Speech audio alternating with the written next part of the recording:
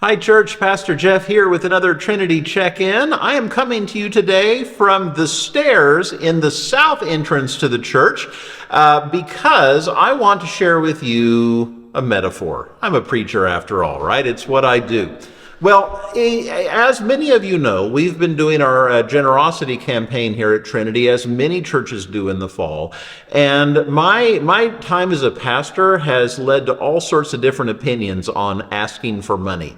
It's not an easy thing. A lot of people tune out as soon as you bring money up. And I've been on a quest my entire ministry to find a way to talk about money that is authentic to our faith. We do want to fund our church. I'm not afraid to ask for money because I believe in what we do here.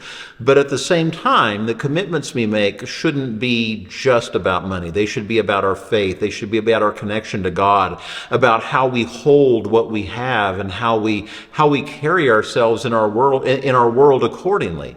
It was about 3 years ago or so, I came across the best way I have ever found to talk about this. And I've done it for you all ever since I learned it, and I'm going to share it with you again in hopes that it will take deeper root in my heart, let alone in yours. And the metaphor for it is steps. It's stairs, which is why I'm here. Now, I'll tell you, I've got kind of a forced perspective thing going on here with the camera. So by the time we get to step 5, it's going to be a little awkward. Bear with me. I think it'll be worth it. In fact, it might even help make my point. So the question comes with what number we write down on our commitment cards. We know that our commitment cards are really about how we're continuing to give our lives to God, how we're endeavoring to make everything we do, every grocery that we buy, every house payment that we make, whatever it is we want to do for God. But how much are we going to give in this particular way? How do we decide what to put on there? Well, none of us start at the end of the generosity journey. That would be silly, right? We start where we start, and that is one that each of us can only possibly do once, and that is with a first-time gift. That's step 1. Now, I remember my own self. I suppose the first gift I ever gave to the church anyway was probably my grandparents giving me coins going to Sunday school or a dollar bill to put in the offering plate during worship. I remember it. I can picture it in my head with my grandparents there. But the one I'm going to lift up for my own self on this one was the first time I put a 20 in the offering plate. I remember it. It was the same church, actually. I can picture that moment too. I was there. It was the early service on a Sunday morning because I had to work after it, and I knew the offering was coming up, and it just struck me that, I really appreciate what the church has done for me. I should give to help support it for its own sake and for other people too. And I pulled out my wallet and I saw a 20 and I thought to myself, am I really going to put a 20 in there? That's a lot of money. I was young. And I decided, yeah, I'm just going to do it. And I pulled the 20 out of my wallet, and I was afraid somebody might see me. I was almost embarrassed by giving the 20. It seems so, I don't know what it is now, but you get what I'm saying, right? And I held it in my hand, and as the offering plate came along, I put it in there and passed it on. And that was the first time that I gave in a substantial way as an adult, as a grown-up, and it felt good. It felt good to be a part of it. And it didn't stay I guess it stayed my first time giving, but it didn't stay the only time I gave, because this is, as I said, this is one that each of us only experiences once. As soon as you feel the move to go further, you end up with this. See, now it's a little tricky to get these to line up right on the camera, and I've got more to go. Okay, we become occasional givers. Now that we may not give every week, but I remember for myself, there came another time that I felt moved to put in a 20. I'm surprised I remember this so well, actually. It was maybe 25 years ago. I remember another time where I was going to put a 20 in and opened my wallet and I didn't have any 20s. And all I had was a 5 and a couple of 1s, I think it was. And I put them in. It's what we do. It's giving occasionally. It's starting to form a habit. It's starting to make generosity a part of your life. It may not be as deeply rooted as we're going to see by step 5 here in a few minutes, but how much has it grown from that first gift? No longer did it seem like nearly as big a deal as that very first gift. Instead, the goodness that I felt from this one began to be a regular occurrence. It began to be, if not a regular occurrence, at least a more common one that I began to become more familiar with. So eventually we grow, continue to grow, and we move on to the third step, which is intentional giving. Now see, we're starting to get awkward on the steps here too. I'm going to put intentional giving right there. So intentional giving is where we don't want it to just be occasional. We don't want it to just be every now and then. And we start to make a commitment. I'm going to give, just to use my previous example, $20 a week, period. No matter what, I'm going to give $20 a week. And maybe you just kind of blur from one end to the next.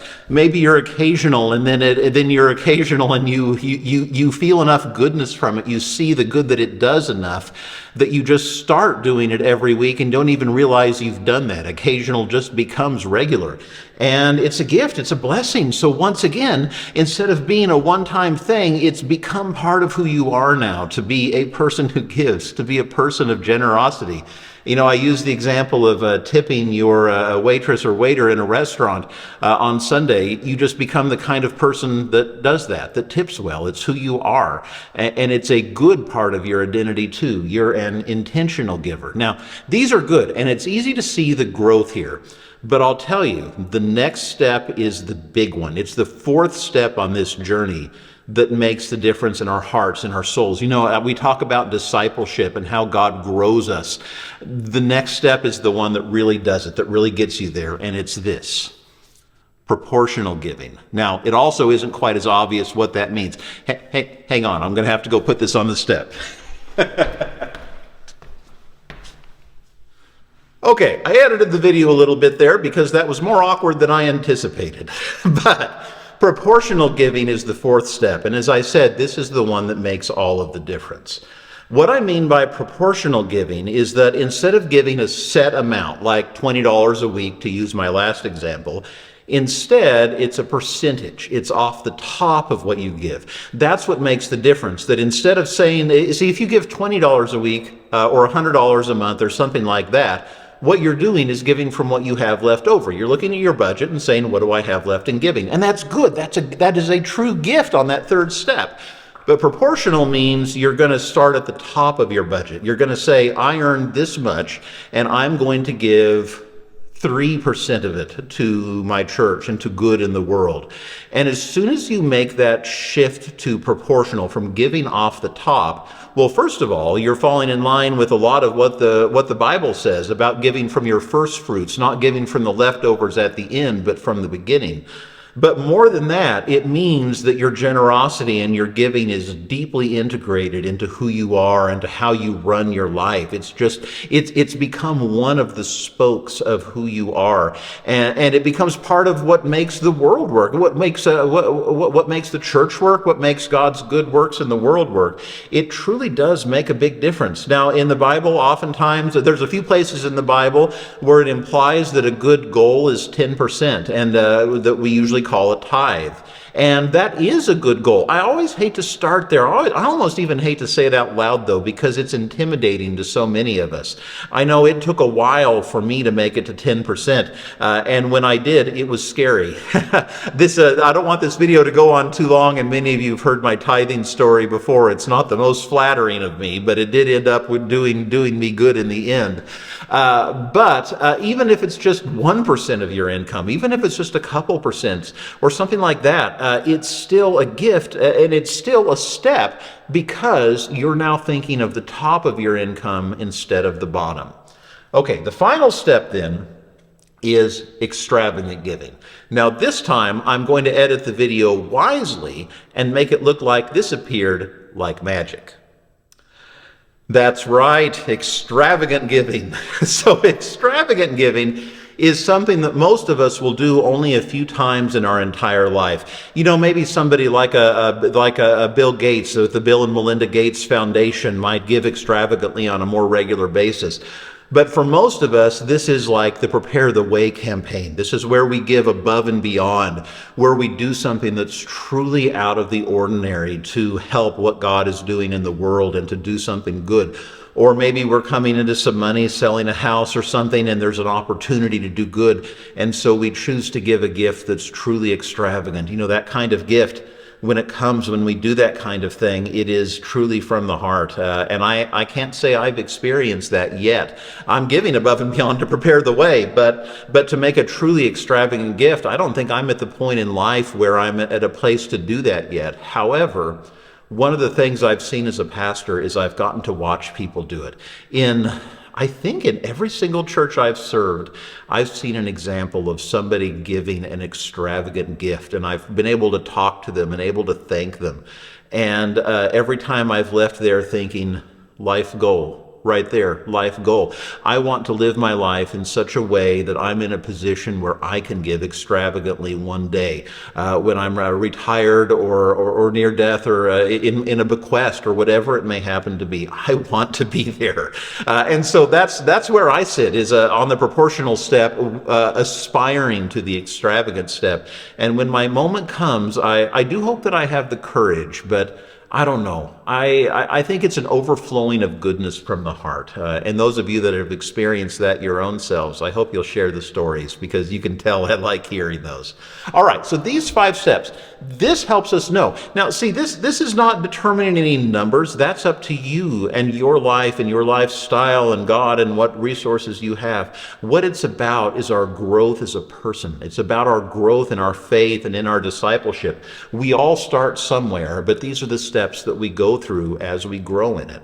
So, as we get ready to do our commitment cards this Sunday, thinking more about discipleship than about the number on it, I hope that you will think about what step you are on and ask yourself if you're ready to go to the next one.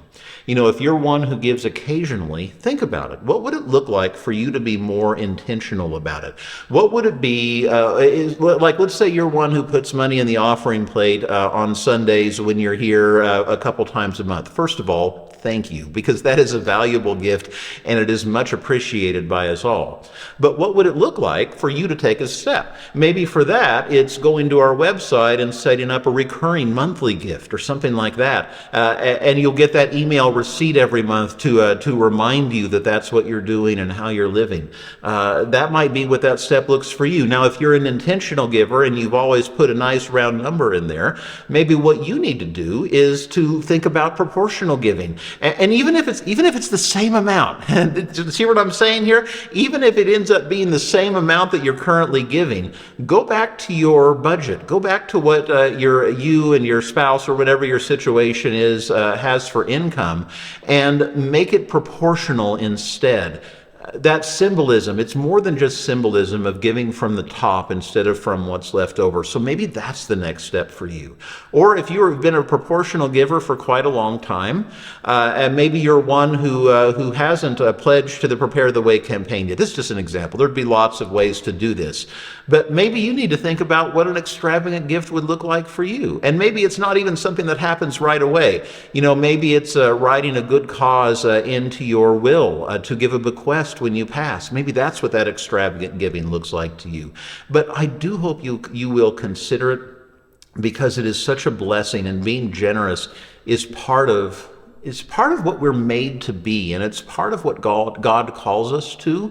And it's amazing how it changes the rest of life or faith when we hold what we have in such a way that we're open-handed and we give. It changes more than you would think before you begin doing it. Well, all right. I hope this has helped you. I would love to hear your stories of giving. You can pledge anytime online, or fill out your commitment card, I should say, at trinitylincoln.org/pledge. We'll receive our cards in worship on Sunday. So if you have the paper ones that you've received in the mail, bring it on Sunday, or we'll have extras around too, and we'll pray over them in worship, whether it's now, whether it's later. Mostly, I just hope you'll think about it and consider it, because it is such an it's a difficult one to talk about because it challenges us to talk about money, but it is such an important part of growing to be a more generous person. And I hope that you will consider your own journey. All right, we have the final Ignite class tonight. I've got a good idea for my class tonight, for the Big Questions class, that's going to be different than anything else we've talked about, and we'll see where the conversation goes. We have a pub theology, we have a confirmation going on at the It Is Well With My Soul class, the Christmas program we host. It's a big night at Trinity as always. If you're involved, I hope you'll come. You're always welcome. Otherwise, I'll see you Sunday or some other time soon, church.